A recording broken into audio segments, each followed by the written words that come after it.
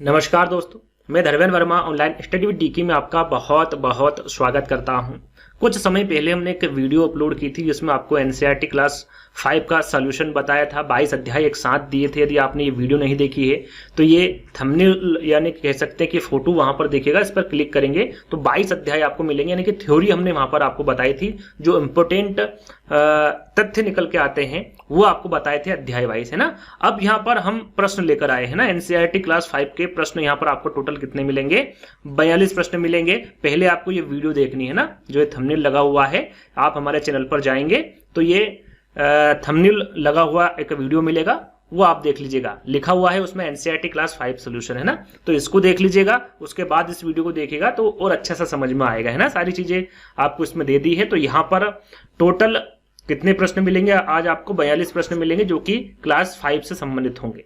उससे पहले थोड़ी सी जानकारी मैं आपको हमारे ऐप के बारे में दे देता हूं। देखिए, यहाँ पर ऐप को आपको डाउनलोड करना है, रेटिंग जरूर देना है, एक बार चेकआउट कर लीजिएगा। जितने ज्यादा प्रैक्टिस सेट लगाएंगे उतना ज्यादा फायदा होगा। यह आप ही के लिए किया गया है ना, कम समय बचा है तो आप अच्छी तैयारी कर सकते हैं, टेस्ट लगा सकते हैं। 30 टेस्ट वहां पर मौजूद है, तो ये टेस्ट आप परचेस कर सकते हैं। रेटिंग जरूर दीजिएगा, है ना। यदि आपको कोई समस्या आ रही है तो वहीं पर एक नंबर हमने छोड़ा है, उस पर आप हमें मैसेज कर सकते हैं, व्हाट्सएप मैसेज, है ना।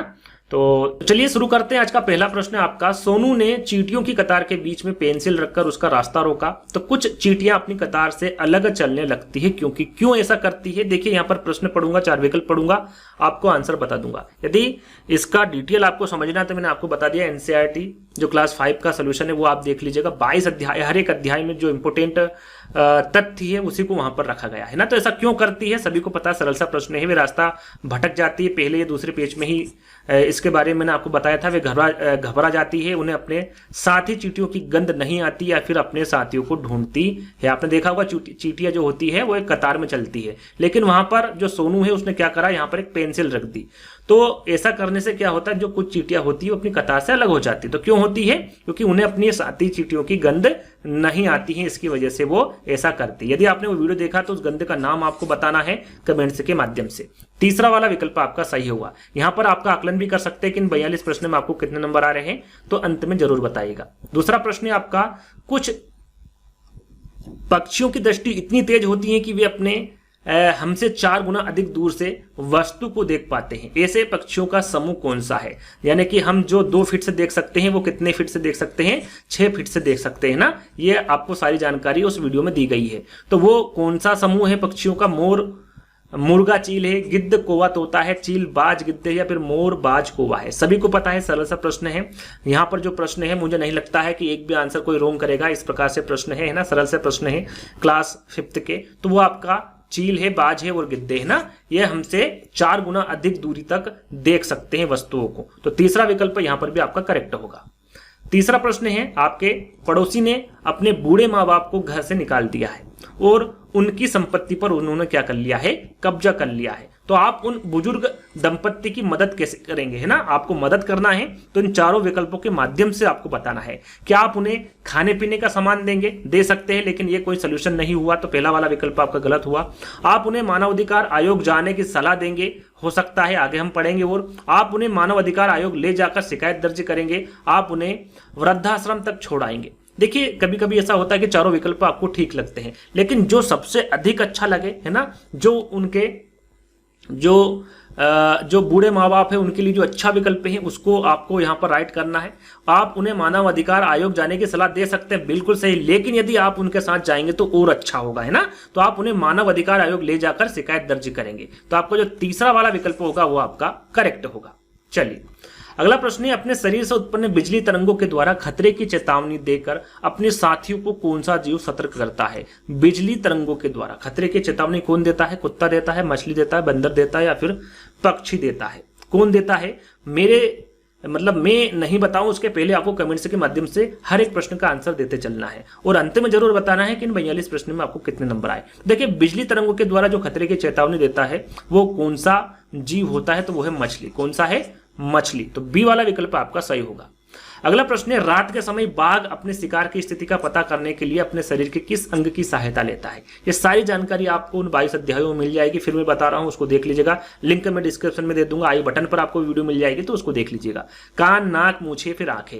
तो रात के समय जो बाघ है अपने शिकार की स्थिति का पता करने के लिए अपने शरीर का जो मूंछ होती है, अपने शरीर की जो मूंछ होती है उसकी सहायता लेता है, मूंछ की सहायता से, है ना। तो तीसरा वाला विकल्प आपका करेक्ट होगा।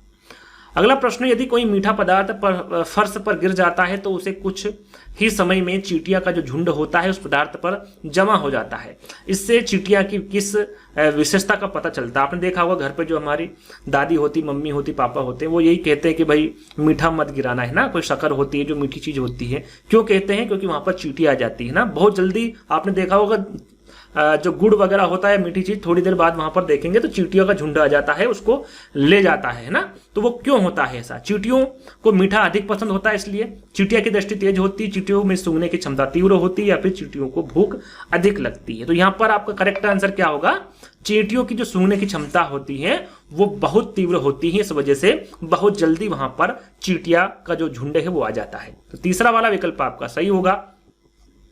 अगला प्रश्न है, सर्दियों के दिनों में सामान्यतः हमें घरों में छिपकलियां दिखाई नहीं देती। आपने सर्दियों में देखा होगा छिपकलियां गायब हो जाती, दिखती नहीं है। तो क्यों ऐसा करती है? उन्हें भोजन नहीं मिल पाता है, इसलिए थक कर बैठ जाती है, इसलिए वे शीत निद्रा में चली जाती है, या फिर घर के बाहर घूमने निकल जाती है। तो ये जो छिपकलियां होती हैं वो शीत में क्या होती है? निद्रा में चली जाती हैं, इसलिए सर्दियों के दिनों में वो सामान्यतः हमें घरों में नहीं दिखाई देती हैं। तो वे क्या होती हैं? वे शीत निद्रा में चली जाती है। अगला प्रश्न है, आपने देखा होगा कि हाथी के कान बहुत बड़े बड़े होते हैं, आपने देखा होगा, है ना। और पता ही है आपको, हाथी अपने कानों को बार बार हिलाता है। वहां ऐसा क्यों करता है? आपने देखा होगा जो हाथी होता है अपने कानों को बार बार हिलाता है। तो क्यों हिलाता है? आपने बचपन में सुना होगा कि भाई उसे मधुमक्खी से डर लगता है, या फिर जो चींटियां होती हैं, या फिर जो छोटे जीव जंतु होते हैं उनके कानों में घुस जाते हैं, जिससे कि वो परेशान होते हैं। तो ऐसा होता है ना। लेकिन वो उसकी वजह से अपने जो बड़े बड़े कान है उसको नहीं हिलाता है। वो किस कारण हिलाता है? पहले विकल्पों को देखेंगे। ऐसा करके वहां अपने विशालकाय शरीर को, गर्मी को कानों के द्वारा बाहर निकालता है, तथा शरीर का रक्त संचार भी नियंत्रित रखता है। ऐसा करके वहां मक्खियां भगाता है। ऐसा करके वहां छोटे जीवों को डराता है, या फिर कानों को बार बार हिलाना उसकी आदत होती है। तो मक्खियों से वो डरता जरूर है, लेकिन वो कान क्यों हिलाता है? क्योंकि ऐसा करने से वहां अपने विशालकाय शरीर को गर्मी को कानों के द्वारा बाहर निकालता है। जो गर्मी होती कानों के द्वारा क्या करता है? वो बाहर निकालता है, तथा शरीर का जो रक्त संचार होता है वो भी उससे नियंत्रित रखता है। तो पहला वाला विकल्प आपका यहाँ पर करेक्ट हुआ है ना, याद रखिएगा। अगला प्रश्न है आपका 9वां, केचुए को किसान का परम मित्र कहा जाता है। आपको पता है क्यों कहा जाता है? वहां पक्षियों का भोजन होता है इसलिए, वहां मिट्टी की उर्वरकता को बढ़ाता है इसलिए, वहां दूसरे कीड़े को मिट्टी के अंदर दबा देता है इसलिए, या फिर वहां चुपचाप सोते रहता है इसलिए। तो यहाँ पर सभी को पता है, सरल सा प्रश्न है। वहां क्या करता है? मिट्टी की उर्वरकता को बढ़ाता है, इसलिए केचुआ किसान का मित्र कहलाता है ना। बी वाला आपका करेक्ट होगा, है ना। अगला प्रश्न है, और अगला प्रश्न यही है। देखिए, जो केचुआ होता है वो भी किसान का मित्र होता है, और जो सांप होता है वो भी किसान का मित्र होता है। तो केचुए के बारे में बता दिया क्यों होता है। अब यहाँ पर सांप के बारे में आपको बताना है कि राजू के खेत में सांप को देखकर वहीं खड़े लोग उसे मारने का प्रयास करने लगे, तो राजू ने उसे सांप को मारने से रोका और कहा है कि सांप किसान का मित्र होता है। अब क्यों होता है ये आपको बताना है। वहां किसानों का मनोरंजन करता है इसलिए, वहां फसल को हानि पहुंचाने वाले चूहों को खाता है, वहां मिट्टी को उपजाऊ बनाता है, वहां किसान को काटता नहीं है। तो मिट्टी को उपजाऊ कौन बनाता? आपका केचुआ, है ना। लेकिन जो सांप होता है वो क्या करता है? वह फसल को हानि पहुंचाने वाले चूहों को खाता है, इसलिए सांपों को भी किसान का मित्र कहा जाता है। चलिए अगला प्रश्न, यदि किसी को सांप काट लेता है तो डॉक्टर के आने से पहले प्राथमिक उपचार के लिए आप क्या उपाय करेंगे? यदि डॉक्टर वहां पर मौजूद नहीं है तो प्राथमिक उपचार आपको करना है, तो आप क्या करेंगे?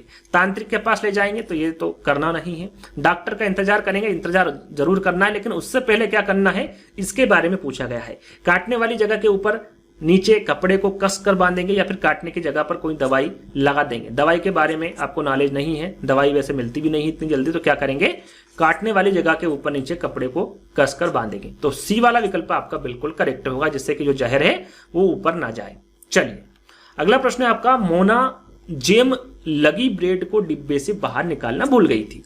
एक सप्ताह बाद जब उसने डिब्बा खोला तो देखा कि क्या होता है जब हम ब्रेड वगैरह या फिर रोटी वगैरह रख देते हैं और भूल जाते हैं, यानी कि लगभग एक सप्ताह बाद निकालते हैं, तो क्या होता है, क्या ब्रेड ब्रेड जो है वो सूख गई थी, ब्रेड पर शैवाल लग गई थी, ब्रेड पर बैक्टीरिया लग गई था, या फिर ब्रेड पर फफूंद लग गई थी। तो आप देखते हैं तो उसमें क्या लगता है, ब्रेड पर फफूंद लग जाती है। रोटियां भी आप रखेंगे इतने दिन तो उसमें भी क्या होता है, फफूंद लग जाती है ना, तो ब्रेड पर क्या होता, फफूंद लग जाती है। तो डी वाला विकल्प आपका सही होगा।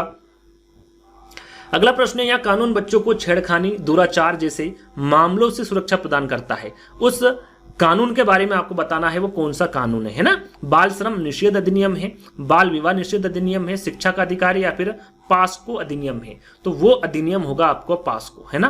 कौन सा होगा, जिसमें जो बच्चे होते हैं उनके जो छेड़खानी करते हैं, है ना, या फिर बोलते कुकर्म दुष्कर्म करते हैं, इस प्रकार का जो कानून बना है वो कौन सा बना है, पास्को अधिनियम बना है। पास्को का फुल फॉर्म क्या होता है, इसके बारे में भी आपको पता होना चाहिए। वैसे पूछा नहीं जाता है लेकिन पता होना चाहिए, protection of children from sexual offences, है ना। ये जो पाक्सो है इसका फुल फॉर्म होता है। इसको 2012 में बनाया गया था पास्को अधिनियम को, है ना। तो डी वाला विकल्प आपका बिल्कुल करेक्ट होगा। चलिए अगला प्रश्न है, बंद पैकेट में रखी वस्तु के बारे में आप जानेंगे कि वहां उपयोग में लेने योग्य है या फिर नहीं। कैसे जानेंगे आप, पैकेट पर लिखी निर्माण तिथि एवं समाप्त तिथि देखकर देखेंगे, पैकेट पर लिखा मूल्य देखकर, पैकेट पर लिखी सामग्री देखकर, या फिर पैकेट को तोलकर। तो आप कैसे देखेंगे, आप सभी को पता है पैकेट पर लिखी जो निर्माण तिथि और समाप्ति तिथि को आप देखकर ये पता लगा सकते हैं कि भाई ये उपयोग करने लायक है या फिर नहीं। तो पहला वाला विकल्प आपका सही होगा। अगला प्रश्न है, रोशनी ने बहुत ही जतन से आम का अचार डाला। आम का अचार डाल लिया उसने, आम के छोटे छोटे टुकड़ों को मसाला लगाकर बर्तन में भरकर भी रख दिया, लेकिन जो अचार है वो खराब हो गया।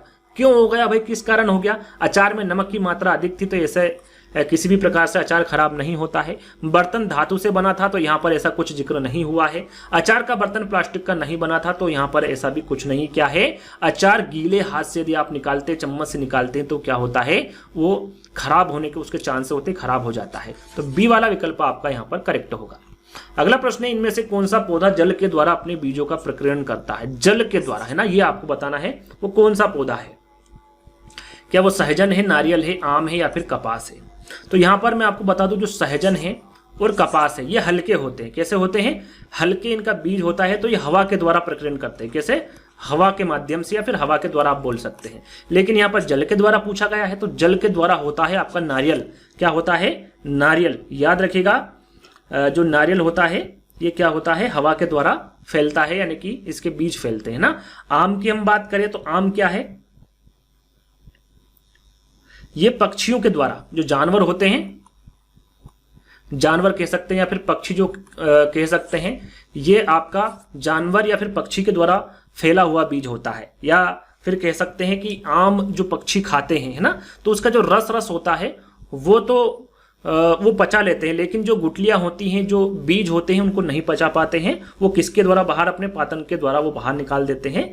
तो ये जो आम है ये किसके द्वारा विकसित होता है या प्रकीर्णन होता है, तो ये जानवर या फिर पक्षी के द्वारा होता है ना। आम के साथ साथ याद रखिएगा सेब होगा आपका, सेब, टमाटर भी, टमाटर के जो छोटे छोटे बीज होते हैं ये भी पचा नहीं पाते हैं पक्षी, तो वो अपने पातन के जरिए बाहर निकाल देते हैं और वो उग जाते हैं ना। सेब भी हो गया, है ना, ब्लैकबेरी वगैरह, ये सारी चीजें आपके जानवर और पक्षी से संबंधित है, तो ये भी आपको पता होना चाहिए। ठीक है, आगे हम बढ़ते हैं। इसका सही आंसर क्या होगा आपका, नारियल होगा। बी वाला विकल्प सही होगा।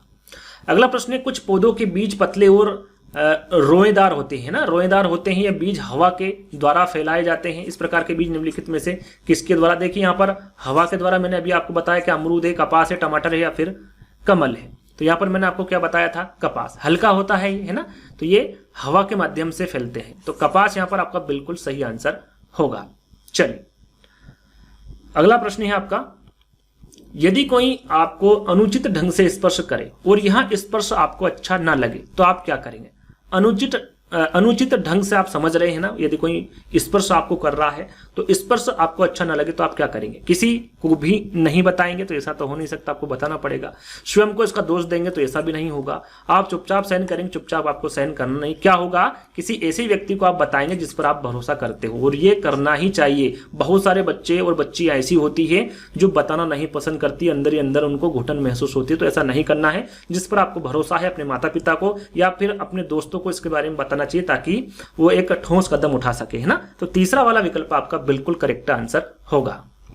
अगला प्रश्न है, जल ही हमारा जीवन है, अतः जल की बचत करने के लिए नहाते समय आप क्या उपयोग करेंगे कि जो जल है वो कम खर्च हो, है ना, उसकी बचत हो। क्या बात टब का उपयोग करेंगे, पाइप का उपयोग करेंगे, फव्वारा का उपयोग करेंगे, या फिर बाल्टी और मग का उपयोग करेंगे। तो यदि हमें बचत करना है तो बाथ टब का उपयोग नहीं करना है, पाइप का उपयोग नहीं करना है, फव्वारे का उपयोग नहीं करना है, क्या है, बाल्टी और मग का उपयोग करना है। जितनी आवश्यकता हो उतना हमें पानी को लेना है। तो फोर्थ वाला विकल्प आपका सही होगा। अगला प्रश्न है, पहाड़ी व ठंडे क्षेत्रों में बने घरों या मकानों की जो विशेषता होती है उसके बारे में आपको बताना है। भाई पहाड़ी व ठंडे क्षेत्रों में बने घर है तो क्या घरों में अधिक खिड़कियां होनी चाहिए? बिल्कुल नहीं होना चाहिए, उससे तो वो जो ठंड होगी वो अधिक लगेगी, है ना। घरों में अधिक दरवाजे भी नहीं होने चाहिए, इसकी कोई आवश्यकता नहीं है। घरों में बड़े बड़े टाइल्स भी नहीं होना चाहिए, टाइल्स से भी ठंडे हो जाते हैं ना, उसकी वजह से ठंड लगती है। तो क्या होता है, घर की जो मोटी दीवारें होती हैं वो होनी चाहिए, घरों की मोटी मोटी दीवारें होना। ये आपका तीसरा वाला विकल्प करेक्ट होगा। अगला प्रश्न है, पहाड़ी व ठंडे क्षेत्रों जैसे कि जो लेह लद्दाख है आदि में पाए जाने वाले जानवरों के शरीर की बनावट इस प्रकार होती है जिससे कि वे अत्यधिक ठंड में भी जीवित रह सके, है ना। ठंडे इलाके में ठंड वाले वहां पर आपको जीव जंतु मिलेंगे, है ना, कह सकते जानवर मिलेंगे, जहां गर्मी अधिक है वहां उस प्रकार के जानवर मिलेंगे। तो ऐसा क्यों होता है? उनकी गर्दन का लंबा होना इसलिए होता है, पैरों का गद्देदार होना इसलिए होता है, शरीर पर घने व लंबे बाल होना, या फिर विशालकाय भारी शरीर होना। तो यहां पर क्या होगा आपका सही आंसर, शरीर पर घने व लंबे बाल होना। इससे क्या होता है, ठंड में काफी उनको मदद मिलती है जानवरों को, है ना, अंदर तक ठंड नहीं जाती है, इसकी वजह से वो वहां पर अपना जीवन यापन कर सकते हैं। तो यहां पर तीसरा वाला विकल्प आपका बिल्कुल करेक्ट होगा।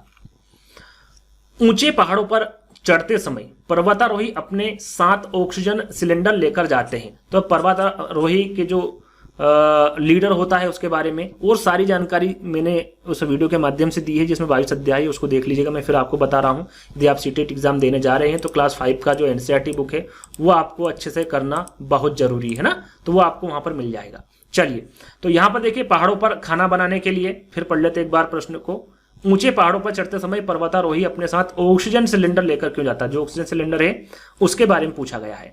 तो पहाड़ों पर खाना बनाने के लिए तो लेके नहीं जा सकता, पहाड़ों पर चढ़ते समय सांस लेने के लिए, पहाड़ों पर आग जलाने के लिए, गुब्बारों में हवा भरने के लिए। तो ना तो पहाड़ों पर आग जलाने के लिए, ना ही गुब्बारों में हवा भरने के लिए। किस लिए लेके जाता है ऑक्सीजन?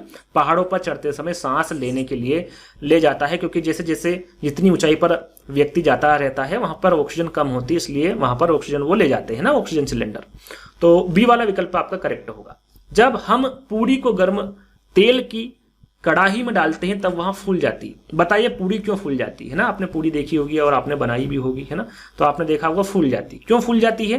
पूरी गर्म तेल भर जाने से फूल जाती है, पूरी में दो परतों के बीच वाष्पीकरण होने से पूरी फूल जाती है, पूरी में हवा भर जाती है, फिर पूरी में नमक मिला होने के कारण पूरी फूल जाती है। क्यों फूल जाती है? क्योंकि पूरी में क्या होते हैं, दो परत होते हैं और उनके बीच में वाष्पीकरण होने से क्या होती है, पूरी फूल जाती है। तो बी वाला विकल्प आपका करेक्ट होगा। अगला प्रश्न है आपका, एक वन्य जीव सोसाइटी की रिपोर्ट के अनुसार गिद्धों की संख्या में 1970 से 2020 तक कितने प्रतिशत की कमी आई है? 60% की कमी आई है। तो ऐसा क्यों, है ना, ये कारण आपको बताना है कि भाई गिद्धों की संख्या की कमी होने का कारण क्या है। क्या है कारण? कीटनाशकों का अधिक उपयोग होना, पेड़ पौधों का अधिक लगाना, जैविक खाद का अधिक प्रयोग करना, या फिर गिद्धों का अन्य देशों की ओर पलायन होना। देखिए, पेड़ पौधों का इससे कोई संबंध नहीं है, जैविक खाद का अधिक प्रयोग से नहीं है, गिद्धों का अन्य देशों की ओर पलायन करने से कोई संबंध नहीं। किससे संबंध है? कीटनाशक से है। आपने देखा होगा आज हमारे जो किसान हैं, है ना, वो कीटनाशकों का बहुत ज्यादा प्रयोग कर रहे हैं, जिसकी वजह से क्या होता है, हर चीज पर प्रभाव पड़ता है ना। जो खेती है उस पर भी प्रभाव पड़ेगा, उसमें जो जीव जंतु हैं उससे भी प्रभाव पड़ेगा, सारी चीजों से। जैसे कि अभी हमने बात की कि भाई केचुए किसान के मित्र होते हैं, तो वो भी नहीं देखने को मिलेंगे आपको खेतों में, है ना। उसके बाद सांप आपको देखने को मिलेंगे, चूहे आपको देखने को नहीं मिलेंगे। तो ये चीज़ें बहुत ज़्यादा हो रही है जो कि हमें कम करना है। इसके वजह क्या करना है, जैविक खाद की तरफ हमें रुख करना होगा। और ये हमें ही हमारे जो बड़े हैं, है ना, या कह सकते हैं आपके पिताजी भी होंगे, आप भी यदि कुछ थोड़ा बहुत खेती में कर रहे होंगे तो उनको समझाना होगा कि हमें जैविक खाद की ओर बढ़ना चाहिए, ना कि कीटनाशकों का अधिक हमें उपयोग करना चाहिए। ये हमारे लिए भी बहुत दुखदायी है। तो ए वाला विकल्प आपका क्या होगा, बिल्कुल करेक्ट आंसर होगा। आपने देखा होगा कि पहले जो बीमारियां होती थी वो शहरों में ज्यादा होती थी, है ना। आपने देखा होगा शहरों में अपन सुनते थे कि भाई कैंसर हो गया या फिर और कोई बड़ी बीमारी हो गई, लेकिन आजकल गाँवों में बहुत ज्यादा फैलने लगी है। तो यही कारण है कि हम भी वही खा रहे हैं जो हमारे खेतों में उग रहा है, उसी में हम कीटनाशक छिड़क रहे हैं, नाना प्रकार के कीटनाशक छिड़क रहे हैं, और जो ज्यादा असर करती है खेतों में उसको ज्यादा छिड़क रहे हैं। तो उसकी वजह से ये सारी बीमारियां आ रही हैं। तो इन चीजों से आपको बचना चाहिए, है ना। तो 25वां प्रश्न है, 2 बूंद जिंदगी की यहाँ स्लोगन किस रोग के इलाज के लिए जाना जाता है। तो आपको सभी को पता है 2 बूंद जिंदगी की, चेचक, हैजा, पोलियो या फिर कोरोना, है ना। तो पोलियो के लिए सभी को पता है, पोलियो की जब खुराक लेते हैं तो ये स्लोगन होता है कि भाई 2 बूंद जिंदगी की, है ना, बच्चों को पिलाना चाहिए। तो तीसरा वाला विकल्प आपका करेक्ट होगा। अगला प्रश्न, नीचे दिए गए स्लोगन में से कौन से स्लोगन कोरोना महामारी से बचाव के लिए उपयुक्त नहीं। कोरोना महामारी किसने नहीं देखी, सबने देखी, है ना। किसने कुछ अपना खोया, किसी ने, बहुत सारी चीजें ऐसी हुई कोरोना के दौरान जो नहीं होना चाहिए थी, है ना। तो यहाँ पर जो स्लोगन है उसके बारे में आपको बताना है कि इसमें से कौन सा उपयुक्त नहीं है।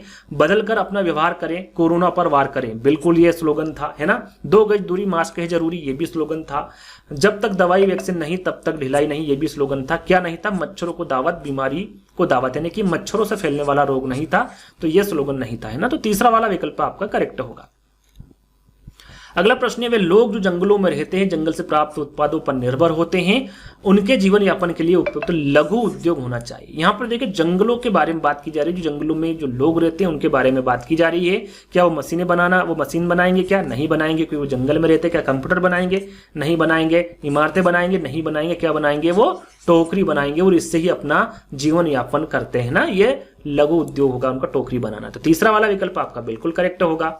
अगले प्रश्न की ओर बढ़ेंगे, फसल कटने के बाद अनाज का सुरक्षित भंडारण आवश्यक होता है। यदि आप किसान होते तो अनाज को कीड़ों से बचाकर लंबे समय तक रखने के लिए इनमें से किसका प्रयोग करते। यहाँ पर अनाज है उसको लंबे समय तक आपको रखना है, तो किसका आप प्रयोग करेंगे, है ना। एक किसान के तौर पर आपको सोचना है, गुलाब की पत्तियों का, घास का, नीम की पत्तियों का, आम की पत्तियों का, या फिर नीम की पत्तियों का। आजकल तो बहुत सारी दवाइयां आ चुकी हैं मार्केट में जो कि ये जो अनाज होता है उसमें रख देते हैं, लेकिन पहले क्या किया जाता था, नीम की पत्तियां, है ना। आपने देखा होगा, आपकी दादी वगैरह हो उनसे पूछना, आजकल कोई नहीं रखता। वैसे रखना चाहिए, जितनी भी दवाइयां हैं इनको बिल्कुल भी अनाजों में नहीं रखना चाहिए। इसी से जो बीमारियां होती हैं वो ज्यादा होती है ना। नीम की पत्तियां पहले रखते थे, उससे भी कीड़े नहीं आते हैं, लेकिन आजकल ये सब कोई नहीं करता है। लेकिन आपको आंसर याद रखना है, नीम की पत्तियां। डी वाला विकल्प आपका सही होगा।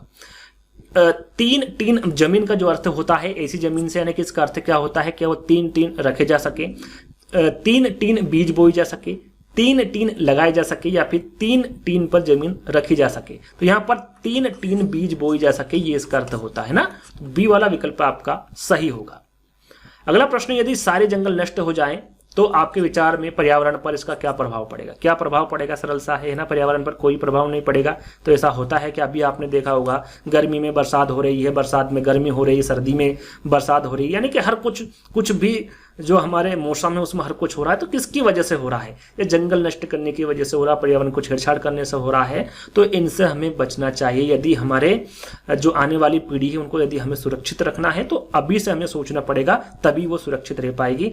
नहीं तो हमारा जो जीवन है वो भी पूरा नहीं होगा और उससे पहले काफी चीजें हमें देखने को मिलेगी, है ना। तो पर्यावरण पर कोई प्रभाव नहीं पड़ेगा, ऐसा हो नहीं सकता। पर्यावरण का संतुलन बिगड़ जाएगा, वायुमंडल में ऑक्सीजन की मात्रा बढ़ जाएगी या फिर पर्यावरण अच्छा हो जाएगा। क्या हो जाएगा, इसका आंसर आपको बताना है। तो क्या होगा, पर्यावरण का संतुलन बिगड़ जाएगा। जैसा कि मैंने आपको बताया कि जो मौसम होते हैं उसमें किस प्रकार से परिवर्तन होता है ना। तो यहां पर बी वाला विकल्प आपका सही होगा। चलिए अगला प्रश्न है, मोहन एक किसान है, उसके खेत में लगी बाजरों की फसल पक कर तैयार हो गई है। बाजरों की बाली में दाना अलग करने के लिए मोहन इनमें से किसका उपयोग करेगा, है ना। अभी तो आपको देखने को कम मिल रहा होगा बाजरा, लेकिन पहले बाजरे की खेती होती थी, है ना। तो जब बाजरे की खेती होती थी उसमें बालियां होती थी, बालियों में दाना होता था, तो उसको अलग किस प्रकार किया जाता था, सिलबट्टे से किया जाता था, सूपा पत्थर से, ओखली मूसल से, या फिर मटके गिलास से। तो इसको किया जाता था ओखली मूसल से, है ना। ओखली में इसको जो इनकी बालियां होती थी उनको डाल दिया जाता था, मूसल से कूटा जाता था, है ना। तो इससे किया जाता था ओखली मूसल से। तीसरा वाला विकल्प आपका करेक्ट होगा। अगला प्रश्न है, हमारे अच्छे स्वास्थ्य और आवास के लिए कौन सा स्थान उपयुक्त है। हमारे अच्छे स्वास्थ्य और आवास के लिए बताना है, जहां आसपास कारखाने होते हैं बिल्कुल नहीं, इससे स्वास्थ्य खराब हो जाएगा, है ना। जहां आसपास अधिक गाड़ियां चलती है इससे भी हमारा स्वास्थ्य खराब होने के अधिक चांस होते हैं। जहां आसपास बाजार होते हैं तो ये उपयुक्त नहीं है। उपयुक्त क्या है, जहां आसपास पेड़ पौधे हो, है ना। ये हमारे अच्छे स्वास्थ्य और आवास के लिए उपयुक्त है। तो बी वाला विकल्प आपका करेक्ट होगा। अगला प्रश्न है, बर्फीले पहाड़ों पर चढ़ते समय पर्वतारोही यों को विटामिन सी और आयरन की गोलियों के साथ गर्मा गर्म चॉकलेट वाला दूध नाश्ते में दिया जाता है। ऐसा क्यों दिया जाता है, विटामिन सी क्यों दिया जाता है भाई, आयरन की गोली क्यों दी जाती है, साथ में गर्मा गर्म चॉकलेट वाला दूध क्यों दिया जाता है, इसके बारे में आपको बताना है। ऐसा क्यों करते हैं, अधिक तापमान के लिए करते हैं, घबराहट से बचने के लिए, ठंड से बचाव, स्फूर्ति व शक्ति के लिए, या फिर गर्मी से बचाव और ताकत के लिए। तो देखिए यहाँ पर प्रश्न में ही आंसर छुपा हो। बर्फीली पहाड़ी होगी तो क्या होगा, वहां पर ठंड लगेगी, है ना। तो ठंड से बचाव के लिए, साथ में स्फूर्ति व शक्ति के लिए इस प्रकार के चीजें नाश्तों में दी जाती है। तो तीसरा वाला विकल्प आपका बिल्कुल करेक्ट होगा। अगला प्रश्न है हमारा कि हमारे देश में नई फसल आने की खुशी में अलग अलग क्षेत्रों में अलग अलग त्योहार से संबंधित त्योहारों का समूह दिया गया है, इनमें से कौन सा सही है। जो फसल कटने पर जो त्योहार मनाते हैं उसके बारे में सीधा सीधा पूछा गया है। होली, ईद, गुड फ्राइडे, मकर संक्रांति, पोंगल, बैसाखी, बैसाखी, दीपावली, पोंगल, या फिर ईद, क्रिसमस, ओणम। तो सभी को पता है, सरल सा प्रश्न है आपका। मकर संक्रांति हो गया, पोंगल हो गया, बैसाखी हो गया। ये तीनों त्योहार हैं, ये फसल के दौरान मनाए जाते हैं। फसल जब आ जाती है तब ये बनाए जाते हैं। साथ में और भी फसल वाले त्योहार होते हैं, जैसे कि बिहू हो गया, है ना। इंपोर्टेंट है, विकल्प में पूछा जा सकता है। बिहू हो गया आपका। यहाँ पर जो ओणम है ना, ये लिखा हुआ है फोर्थ विकल्प में। तो ओणम भी क्या है आपका, फसल आने की खुशी में इसको मनाया जाता है। साथ में पोंगल हो गया, पोंगल विकल्प में दिया ही हुआ है ना। पोंगल के साथ साथ लोहड़ी, है ना, जो लोहड़ी त्योहार है ये भी आपका फसल कटने के दौरान मनाया जाता है ना। उगादी हो गया, ये भी आपका त्योहार है। और ये जो त्योहार मैंने आपको बताया बैसाखी, जो विकल्प में दिया हुआ है ना। तो ये जो मैंने 1 2 3 4 5 6 7 8 है ना, 7-8 त्योहार बताए हैं। सभी के सभी त्योहार क्या है, ये फसल के कटने पर इनको मनाए जाते हैं, फसल की खुशी में मनाए जाते हैं ना। तो बी वाला विकल्प आपका करेक्ट होगा। चलिए अगला प्रश्न है, डॉक्टर कहते हैं कि छोटे बच्चों के लिए गाय का दूध बहुत गुणकारी होता है। वे ऐसा कहते हैं क्योंकि गाय का दूध अन्य पशुओं के दूध की अपेक्षा अधिक मीठा व पतला होता है, पतला व ताजा होता है, पाचक और पौष्टिक होता है, या फिर वसा युक्त होता है। क्यों ऐसा कहा जाता है, तो इसका कारण है कि वहाँ जो दूध होता है वो पाचन और पौष्टिक होता है। कैसा होता है, गाय का दूध पाचक भी होता है, साथ में पौष्टिक भी होता है। इसलिए देखा होगा जो डॉक्टर होता है गाय का दूध सजेस्ट करता है कि भाई गाय का दूध ही इसे पिलाना ना, भैंस वगैरह का नहीं पिलाना है, या फिर गाय बकरी वगैरह, जो बकरी वगैरह होती है उसका दूध नहीं पिलाना है, किसका पिलाना है, गाय का पिलाना है। अगला प्रश्न है, द्रव्य के बहने के गुण को क्या कहते हैं। जो द्रव्य के बहने के गुण को क्या कहते हैं पूछा गया, क्या घनत्व कहते हैं, श्यानता कहते हैं, पीएच मान कहते हैं, या फिर तन्यता कहते हैं। तो ना घनत्व, ना पीएच और ना ही तन्यता, क्या कहते हैं, श्यानता बोलते हैं। तो बी वाला विकल्प आपका करेक्ट होगा। अगला प्रश्न है, प्लेट में पानी भरकर धूप में रखने से कुछ देर बाद पानी गायब हो जाता है। पानी कहाँ गायब हो गया, है ना। आप देखेंगे प्लेट में पानी रखेंगे तो धूप से वो गायब हो जाएगा। सरल सा प्रश्न है, आपको इसका आंसर सभी को आता होगा। पानी प्लेट में सूख गया होगा, पानी धूप में भाप बनकर उड़ गया होगा, पानी प्लेट में फैल गया होगा, या फिर पानी प्लेट में घुल गया होगा। तो क्या होगा, पानी धूप में भाप बनकर उड़ गया होगा, यानी कि उड़ जाता है ना ऐसा करने से। तो बी वाला विकल्प आपका करेक्ट होगा। अगला प्रश्न है, कौन से पदार्थ के पानी को सुखाकर या उड़ाकर नहीं बनाया जाता, यानी कि उसमें पानी को ना तो सुखाया जाता है और ना ही उड़ाया जाता है। ऐसा वो कौन सा पदार्थ है, क्या नमक है, नमक में खुद पानी होता है, शक्कर भी ऐसा ही होता है, सुखाकर करा जाता है, गुड़ में भी ऐसा ही होता है, शहद में नहीं होता है ना। शहद ऐसा पदार्थ है जिसमें पानी को तो ना सुखाया जाता है और ना ही उड़ाया जाता है। तो डी वाला विकल्प आपका करेक्ट होगा। अगला प्रश्न है, गिलास पानी में साबुत नींबू को हम तैरा पाएंगे जब हम क्या करेंगे कि भाई जो साबुत नींबू है वो तैरेगा, है ना। पानी को गर्म करेंगे, पानी को ठंडा करेंगे, पानी में नमक डालेंगे, या फिर पानी में बर्फ डालेंगे। तो जब हम पानी में नमक डालते हैं तो जो साबुत नींबू होता है वो तैरने लगता है। तो 39 का सी वाला होगा।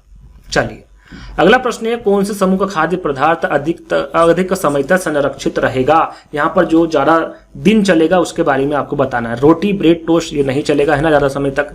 आम, अचार, पना, अचार चल सकता लेकिन आम और पना नहीं चल सकता है ना। पना, छाछ, शरबत ये तीनों भी नहीं चल सकते। क्या चलेगा आपका, उड़द दाल हो गई, मूंग दाल हो गई, पापड़, बड़ी, ये सभी क्या है अधिक समय तक संरक्षित रह सकते हैं। तो आपका तीसरा वाला विकल्प करेक्ट होगा।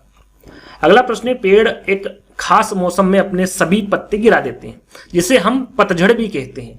पेड़ से पत्ते गिरने का कारण आपको बताना है क्या है। पत्तों का वजन ज्यादा होने से वो गिर जाते हैं, हवा के टकराने की वजह से वो टूट जाते हैं, पेड़ गर्मियों में पानी की होने वाली क्षति कम करने के लिए अपने पत्ते गिरा देते हैं, या फिर पत्तियों के कारण पेड़ से पक्षियों के कारण पेड़ से पत्ते गिर जाते हैं। भाई कारण क्या है ये आपको बताना है। तो इसका कारण क्या है, पेड़ गर्मियों में पानी की होने वाली क्षति कम करने के लिए क्या करते हैं, अपने पत्ते गिरा देते हैं। तीसरा वाला विकल्प आपका सही होगा।